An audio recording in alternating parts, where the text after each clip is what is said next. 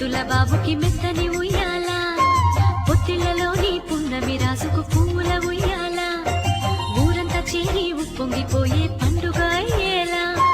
మా కంటి పాపకి జోజోలు పాడే గారా